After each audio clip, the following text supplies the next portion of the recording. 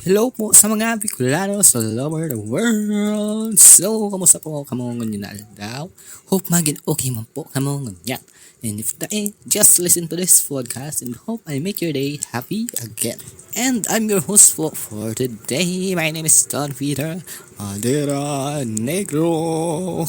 And ang titulo po kan episode 2 is Iguahang The Introvert's Point of View. Yan. So, ang topic pong ini is nababaga sa tulong kabutang. Kaya sa episode 2, pag-uulayan ta po yung part 1. So, baad mahapot po nindo daw na ginibo ko ang episode ni. Yan. So, gusto ko lang po na magka-idea po kamo, lalo na sa mga extrovert or may mga friend na introvert. Sa ako na po talaga yung point of view ninda. And pagi man po kani, hope na maging way man po ini para mas maintindihan po sinda. And may nakaprepare man din na questions and answer and articles na hope magkaigwa ka morning lesson at the end of this episode. So, let's start. Yan. So, madam po muna kita sa inot na question. Yan. So, parati tayo nahabot. Hope. Hindi ko sure kung yung hapot nindo yan. Pero, nakaagi, ini talaga yung sumagi sa isip ko. Ano ang pagkakaparehas and pagkakaiba kan masupgo na si introvert. At first, I thought this is the same. But napag-isip-isip ko, garong magkaiba. Yan. So, I did some research. Then, uni po, yung nahanap ko. Yan. So, binigil ko na po ini para mas maintindihan nito. Yan. So, uni po ang meaning kang masupgon. Nanunungod po siya sa sarong tao na permi nagkamati kaba or takot na makipag-ulay or mag-atubang panganay sa iba. Ang sarap pong nagiging masupgon huli po sa kakulangan ng confidence or tiwala sa diri or takot na ma-judge kan iba o mapasarap panganay. Yan. So, ano naman po yung introvert? Yan. Nanunungod po niya sa sarong tao na komportable as sinaugma sa ato ninong na lugar or surrounding. Nag-enjoy niya man yung activities na siya lang. As in, may kaiba man, as in nakiiba man po siya. Pero sa mga close friends niya lang. Ngunyan, ano naman po yung pagkakapareho kan introvert and masupgon.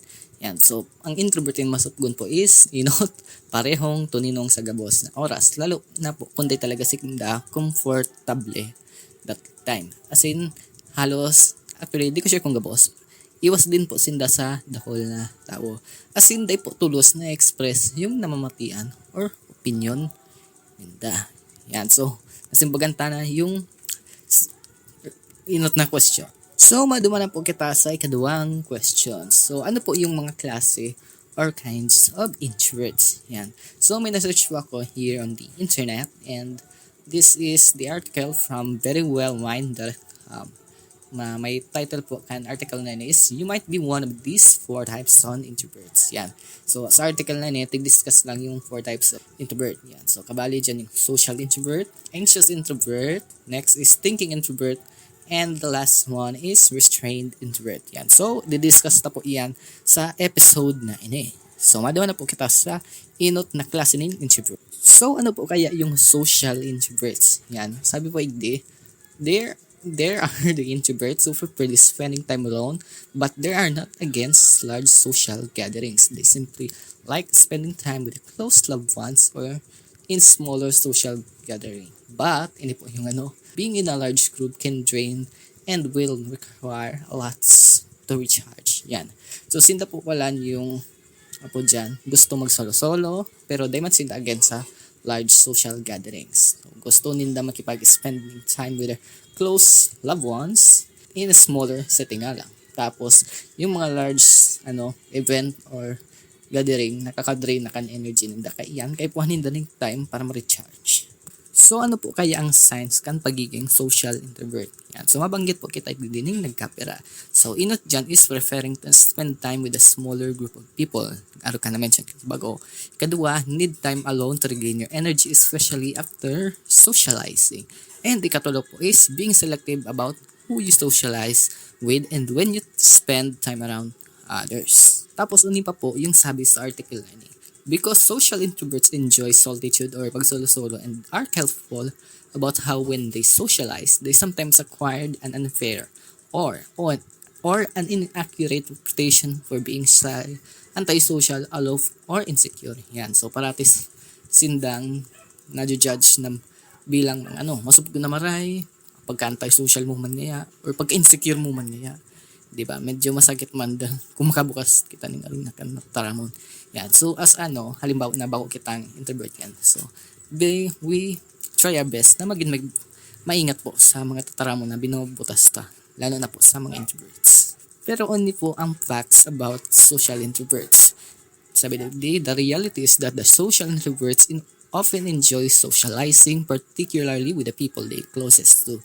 They tend to be warm, engaging, and confident as long as they are in their comfort zones. Yan. So, nahiling tama na even though na may time talaga na nadidrain your energy ninda. Yan. Ang mga social introverts is engaging. Tapos, nagpapahiling pa nga ng confident as long as nasa comfort zone sinda. So, madama na po kita sa ikaduwang klase ng introvert which is ang anxious introvert. Yan. So, sabi ko digdi, anxious introvert tend to feel uneasy and self-conscious in social situations, while social introverts prefer small gatherings. Anxious introverts avoid social interaction because they fear in making mistake, being embarrassed, or being judged. Yan. Tapos, ang anxious introvert po, sila yung mas prone sa na makaka-experience ng anxiety.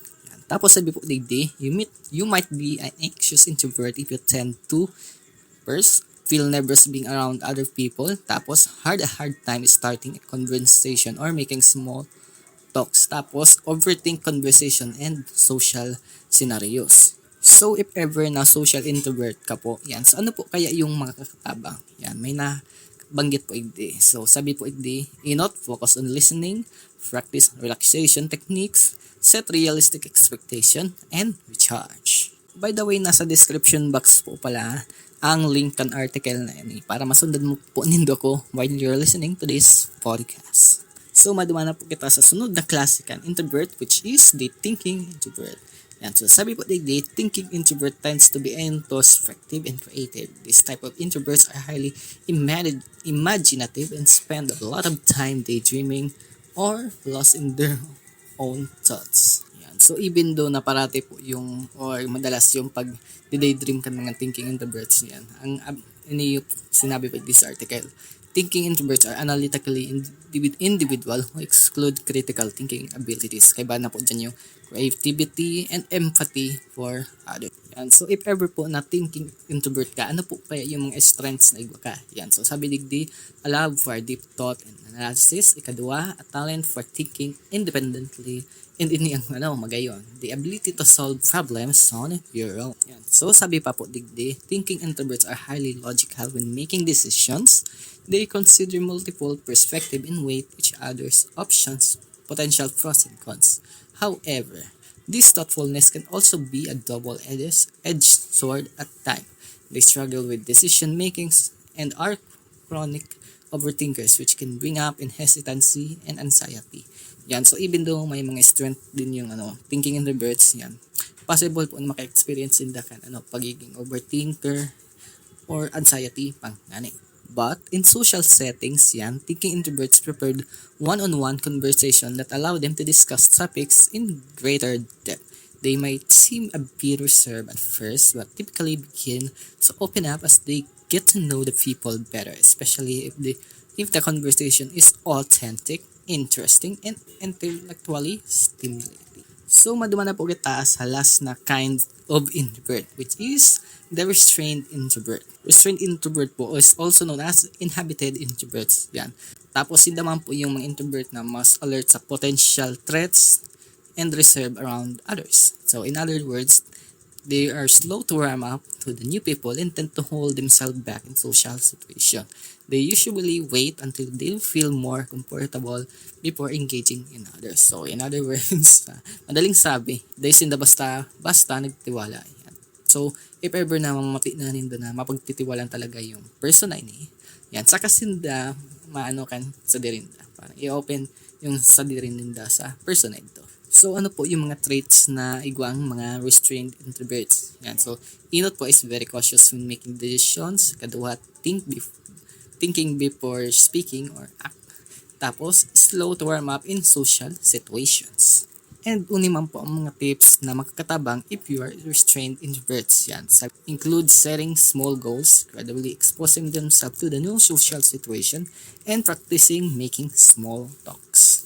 So, baad maihapot po nindo. Paano ko kaya madidetermine ang sadiri ko kung anong klaseng introvert ako? Yan, so, digdi po sa article na inigwaning subtitle na Understanding Your Introversion Type yan. So, pwede man po nindo ihapot ini sa sadirindo. So, inot na hapot. Do you prefer spending time with a small group of people? Then, saro ka pong social introvert. Yan. So, panduwa, do you feel anxious in social situation and overthink your interactions? Yan. So, saro ka po, if yes, saro ka pong anxious introvert. Yan. So, pantulo, do you spend a lot of time daydreaming or analyzing informations? Then, saro ka pong thinking introvert. Yan. Tapos, sa last, do you approach social situations slow and take time to start to feel comfortable? Then, saro ka pong restrained introvert. Siyempre, baka mo pumadali na maging sarong introvert. Yan, na-experience ko po talaga. So, may friend po nga niya ako na introvert talaga. And every time na gusto ko kukuta na magkipagano sa iya, yan, parang nahihirapan ako. Yan, so ano po kaya yung makakatabang? So, inot po, practice self-acceptance. Ikadua, set boundaries. Ikatulo, try new things. And ikaapat is, pay attention to your feelings and behavior. Yan, for more information po dyan, visit lang po yung link na nasa description box. Yan, so sa episode po yung ano po yung mga nag-aaramanta. Yan, so naramanta po yung pagkakaibakan, masupgon and introvert. Yan, tapos naramanta yung 4 types of introvert. Kaiba na dyan yung social introvert, anxious introvert, thinking introvert, and restrained introvert. So, thank you very much po sa pagdangog kan episode 9 and hope dakol po kamong nalugdan ngunyan.